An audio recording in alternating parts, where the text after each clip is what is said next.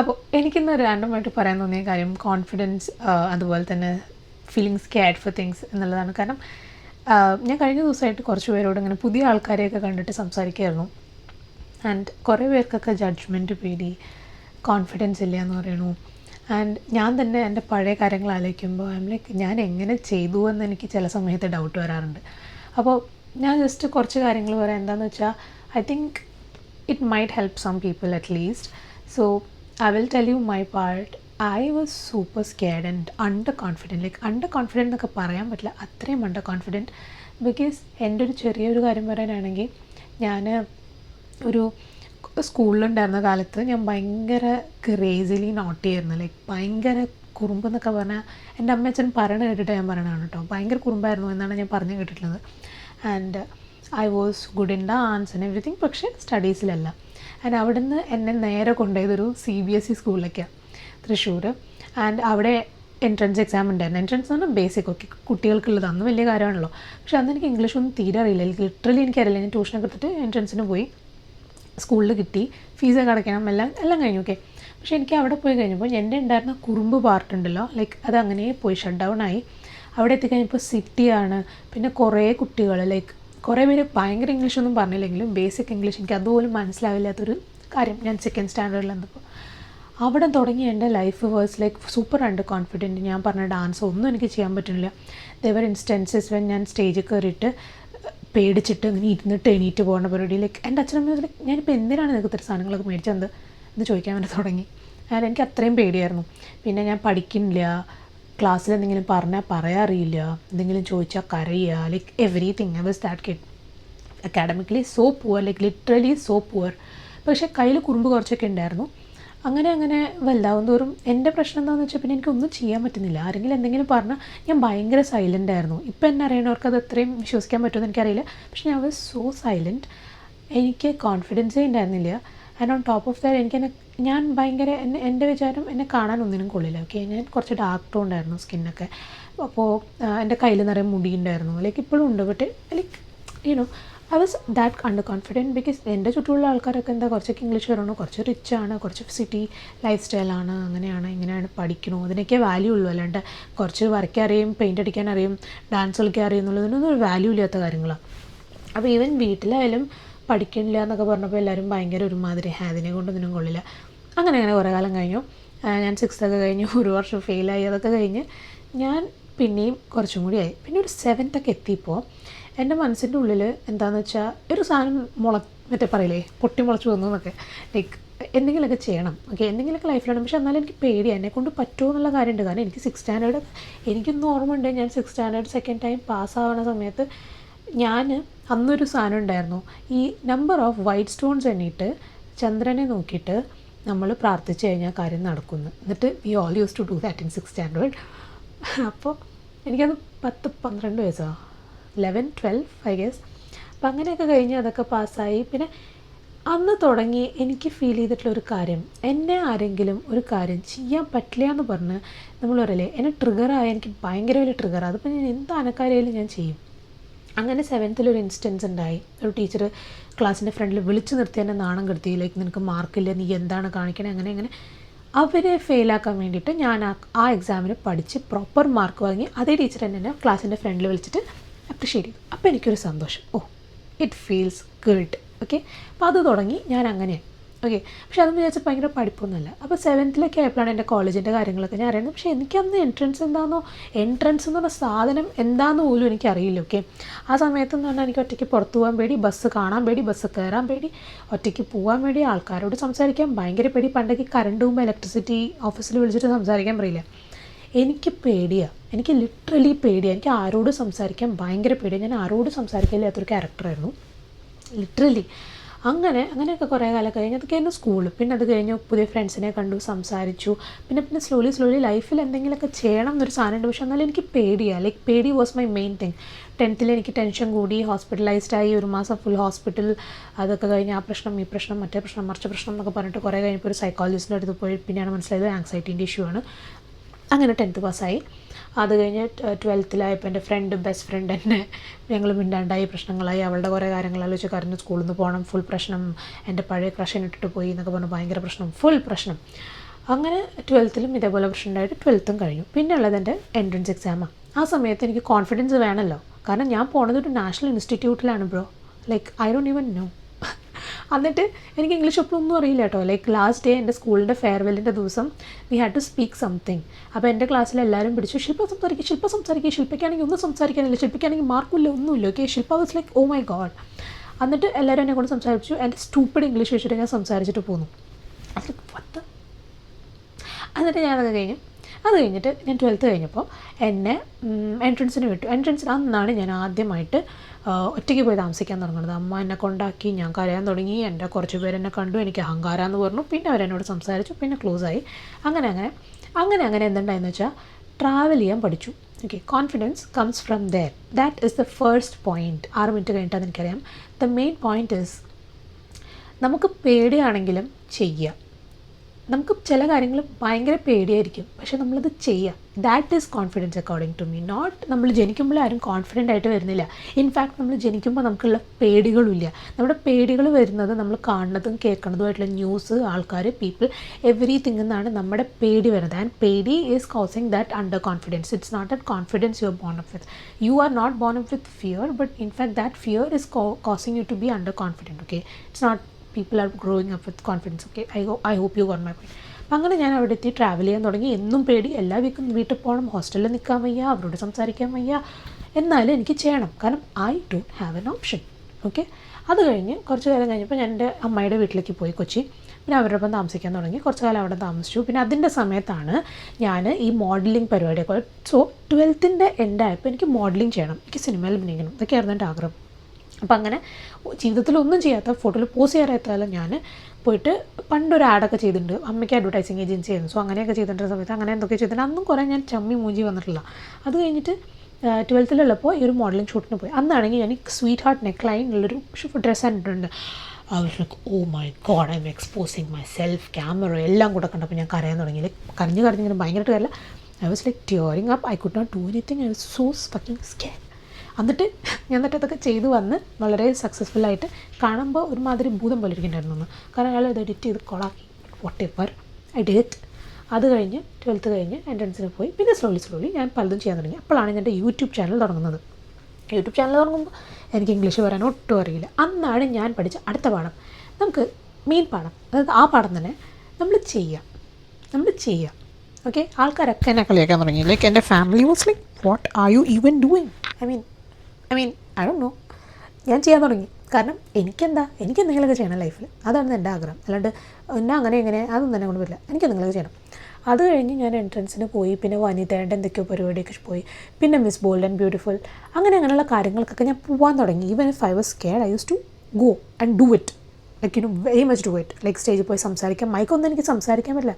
Like എനിക്കിപ്പോൾ ഓർമ്മ, ഞാൻ 4th സ്റ്റാൻഡേർഡിൽ മൈക്ക് പ്രാവശ്യം ബർത്ത്ഡേക്ക് താങ്ക് യു പറയാൻ തന്നിട്ട് താങ്ക് എന്ന് മാത്രമേ എനിക്ക് പറയാൻ പറ്റുള്ളൂ. യു വരെ വന്നില്ല അതിൻ്റെ പുറത്ത്. അത്രയും പേടിയായിരുന്നു എനിക്ക്. എന്നിട്ട് കാരണം ഞാൻ സ്കൂളിൽ നേരെ മൈക്കിൽ സംസാരിച്ചിട്ടില്ല. ഞാൻ എങ്ങനെ സംസാരിക്കുക വെച്ചാൽ പ്രയർ പാടാൻ നിൽക്കുമ്പോൾ ഏറ്റവും ബാക്കിൽ പോയി നിന്നിട്ട് ഞാൻ പാടും. അങ്ങനെയാണ് ഞാൻ സംസാരിച്ചുകൊണ്ടിരുന്നത്. എനിക്ക് സംസാരിക്കാൻ അറിയില്ല. അങ്ങനെ അവിടെ പോയി ക്യാമറ, ഫോട്ടോ, റാമ്പ്, അങ്ങനെ ചെയ്ത് there was the time when എനിക്ക് റോഡ് ക്രോസ് ചെയ്യാൻ വരെ പേടിയാണ്. ലെറ്റ് മീ ടെൽ യു, എനിക്ക് ചെറിയൊരു റോഡ് ക്രോസ് ചെയ്യാൻ വരെ പേടിയായിരുന്നു. ഇന്നും എനിക്ക് ചില സമയത്ത് പേടിയൊക്കെ ഉണ്ട്. I am not saying I am very this thing. പക്ഷേ my point is just do it man. അപ്പോൾ അപ്പോഴും ഞാൻ വലിയ കോൺഫിഡൻ്റ് ആണെന്ന് ഞാൻ പറയില്ല. It was just building up. അങ്ങനെ ഞാൻ കോളേജിൽ പോയി, ആൾക്കാരോട് സംസാരിക്കാൻ തുടങ്ങി. English was so bad, not till so bad, but ഞാൻ എൻട്രൻസിന് പോയ സമയത്ത് ഇറ്റ് വാസ് സൂപ്പർ ബാഡ്.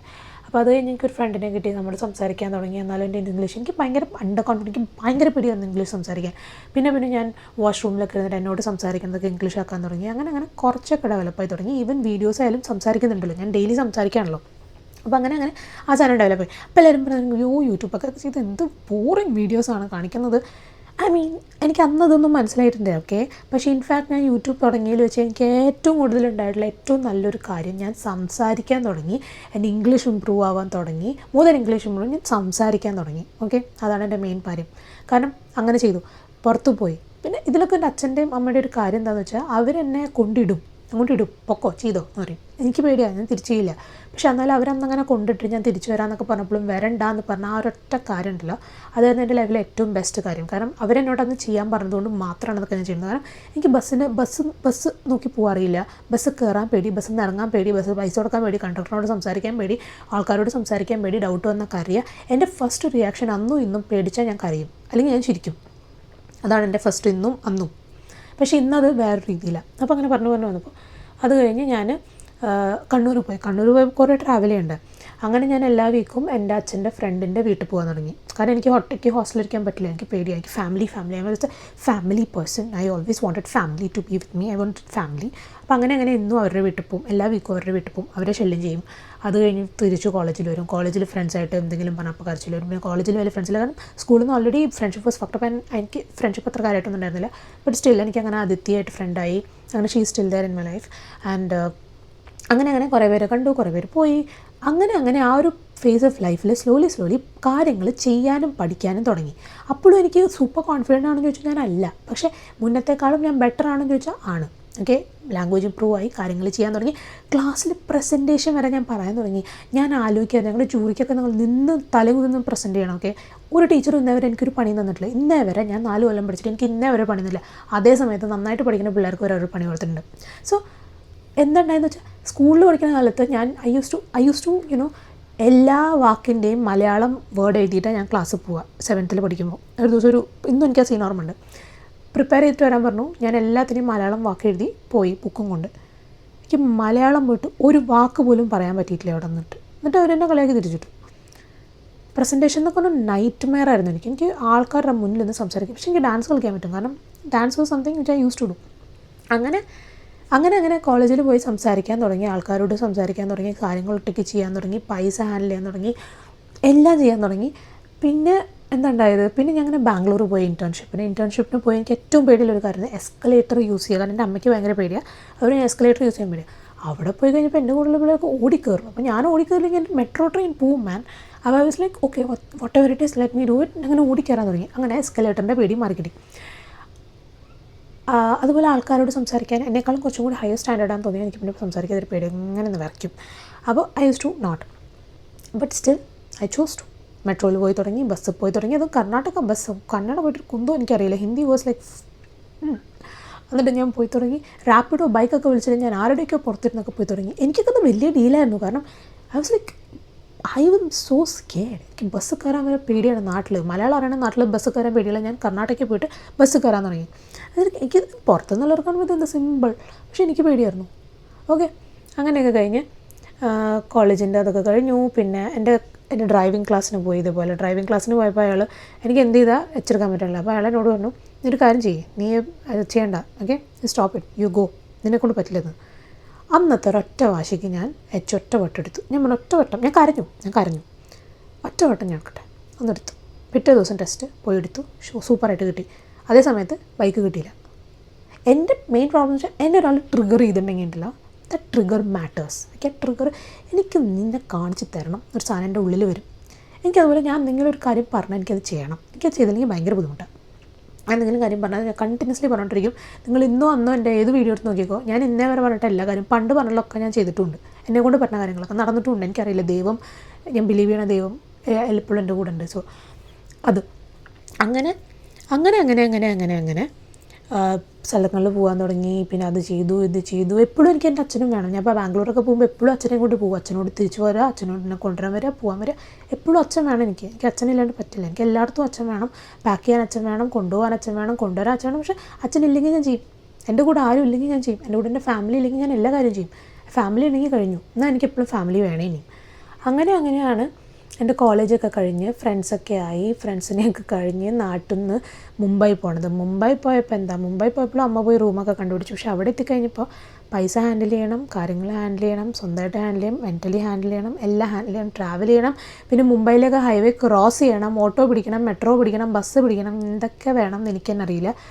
അതൊക്കെ ചെയ്ത് രാത്രിയൊക്കെ 1 മണി 2 മണിക്കൊക്കെ ട്രാവൽ ചെയ്ത് it was A slow process. Okay, ഇതൊക്കെ കഴിഞ്ഞ് ഇന്നിവിടെ എത്തി. ഇന്നിപ്പോൾ ഞാൻ ദുബായിലെത്തി. കഴിഞ്ഞ വർഷം ഇവിടെ വന്നു, കഴിഞ്ഞ വർഷം ഫാമിലിയുടെ ഒപ്പം നിന്നു, ഇന്ന് ഞാനിവിടെ വന്ന് ഒറ്റയ്ക്ക് റൂം കണ്ടുപിടിച്ച് ഇതൊക്കെ ചെയ്ത് ആൾക്കാരോട് സംസാരിച്ച് വീഡിയോ എടുത്ത് അറിയാത്തവരോട് സംസാരിച്ച് പൈസ എവറിത്തിങ്. ഞാൻ എന്താ നിങ്ങളോട് പറഞ്ഞു വരണമെന്നുണ്ടെങ്കിൽ എനിക്കറിയാതെ ഞാൻ ഭയങ്കര എക്സ്റ്റെൻഡ് ചെയ്തു. ഇതൊക്കെ ഞാൻ പറയണ എൻ്റെ സെയിം കാര്യം ഒറ്റേ ഉള്ളൂ. ഒന്ന്, കോൺഫിഡൻസ് നിങ്ങൾ ജനിക്കുമ്പോൾ വരുന്ന സാധനമല്ല, അത് ബിൽഡ് ചെയ്യേണ്ട സാധനമാണ്. പിന്നെ നിങ്ങൾ കരഞ്ഞു എന്ന് വിചാരിച്ചിട്ട് നിങ്ങൾ അണ്ടർ കോൺഫിഡൻ്റ് അല്ല. എന്നോട് എപ്പോഴും പറയണം ആൾക്കാർക്ക്, എനിക്ക് എപ്പോഴും ഡ്രൈവ് ചെയ്യാൻ പേടിയാണ് കേട്ടോ. ഞാൻ ഇന്നേ വരെ ഡ്രൈവ് ചെയ്തിട്ടില്ല ലൈസൻസ് അന്നെടുത്തിട്ട്. കാരണം എനിക്ക് ഡ്രൈവിംഗ് പേടി, ബിക്കോസ് എൻ്റെ മനസ്സിൽ ഡ്രൈവിംഗ് എന്ന് പറഞ്ഞാൽ എന്നും എൻ്റെ വീട്ടിൽ ന്യൂസ് വയ്ക്കുമ്പോൾ അത് വന്നു ഇവരിടിച്ചു അവർ മറിച്ചു, ഇതാണ് എൻ്റെ തലയുടെ ഉള്ളിൽ. ഓക്കെ, അപ്പോൾ കാർ എടുക്കുമ്പോൾ എൻ്റെ ഉള്ളിൽ ആ സാധനമാണ് പ്ലേ ആണ്. അതെനിക്ക് നിർത്തണം. പിന്നെ എനിക്ക് രണ്ടാമത്തുള്ള പേടി പട്ടികളെയായിരുന്നു. എനിക്ക് ഡോഗ്സിനെ ഭയങ്കര പേടിയാണ്. എൻ്റെ ടോമോനെ മാത്രം ഞാൻ എൻ്റെ അടുത്ത്, ടോമോനെ എനിക്ക് ഭയങ്കര ഇഷ്ടമായിരുന്നു. പക്ഷേ Tomo was a rottweiler. Okay, അവനെനിക്ക് ഭയങ്കര പേടിയായിരുന്നു. പക്ഷേ എനിക്ക് അവനെ ഭയങ്കര ഇഷ്ടമായിരുന്നു. He was like my child. ഞാൻ എൻ്റെ കോളേജിൽ നിന്ന് വീട്ടിലേക്ക് വരണത് തന്നെ അവനെ കാണാനാണ്. പക്ഷേ എന്നാലും അവൻ മരിച്ചപ്പോൾ എനിക്ക് ഭയങ്കര വിഷമമായി. പിന്നെ ഞാൻ സ്ലോലി പട്ടികളെടുത്ത് പോകാൻ തുടങ്ങി. But still I M bit scared, because നമ്മൾ പണ്ട് കേൾക്കല്ലേ മാന്തി, കടിച്ചു, പിടിച്ചു, ഇഞ്ചക്ഷൻ, ഇതൊക്കെ എൻ്റെ മനസ്സിൽ ഇപ്പോഴും ഉണ്ട്. എനിക്ക് അതുകൊണ്ട് പേടിയാണ്. പക്ഷേ I like them. Okay, I like a lot. അതൊക്കെ എൻ്റെ ഉള്ളിൽ എപ്പോഴും പേടിയുണ്ട്. പക്ഷേ what I am asking to myself is, ഈ ഒരു പേടിയുള്ളതുകൊണ്ട് ഇന്ന് എനിക്ക് ജീവിക്കാൻ പറ്റാണ്ടിരിക്കുമോ? ഇല്ല. അതുകൊണ്ട് I am like keeping it aside. If one day that comes that എനിക്ക് അതുകൊണ്ട് പറ്റില്ല എന്നുണ്ടെങ്കിൽ I will do that for sure, because I always done that. അപ്പോൾ നിങ്ങൾ കരഞ്ഞു എന്ന് വിചാരിച്ചിട്ട് നിങ്ങൾ അണ്ടർ കോൺഫിഡൻറ്റോ നിങ്ങൾ വീക്കോ ഒന്നുമല്ല. ചിലവരുടെ റെസ്പോൺസ് ഇസ് ക്രൈയിങ്, ചിലവരുടെ റെസ്പോൺസ് ഇസ് ഡിഫെൻസീവ്, ചിലവരുടെ response is to pull back and not do that and not try. ചിലവരുടെ കാര്യം is to just cry about it and do nothing. എനിക്കതാണ് ഒട്ടും ഇഷ്ടമില്ലാത്തൊരു കാര്യം. എനിക്ക് കുറേ ആൾക്കാരറിയാം, അയ്യോ അവരെന്ത് പറയും ഇവരെന്ത് പറയും, എനിക്കെന്ന് വെച്ചാൽ ട്രൈ പോലും ചെയ്യാണ്ട്, ഒരു കാര്യം ചെയ്യാണ്ട് എന്നെക്കൊണ്ട് പറ്റണില്ല എന്ന് പറഞ്ഞാൽ എനിക്ക് ഇത്രയും ഇഷ്ടമില്ലാത്ത കാര്യം വേറെ ഒന്നുമില്ല. ബാക്കിയുള്ളവരെ കുറ്റം പറഞ്ഞു because of this. Okay, you try man, you just try at least. നടന്നില്ലെങ്കിൽ നടന്നില്ല എന്നല്ലേ ഉള്ളൂ. ഞാൻ കഴിഞ്ഞ വർഷം എൻ്റെ കഥകൾ നിങ്ങൾ പല പ്രാവശ്യം കേട്ടിട്ടുണ്ട്. ഞാൻ കഴിഞ്ഞ വർഷം ഇവിടെ നിന്ന് ഞാൻ നാട്ടിൽ പോകുന്ന സമയത്ത് എൻ്റെ കയ്യിൽ ഒരു കാര്യമില്ല. എന്നിട്ടാണ് ഞാൻ പറഞ്ഞ് അങ്ങോട്ട് തിരിച്ചു വരുന്നുള്ളത്.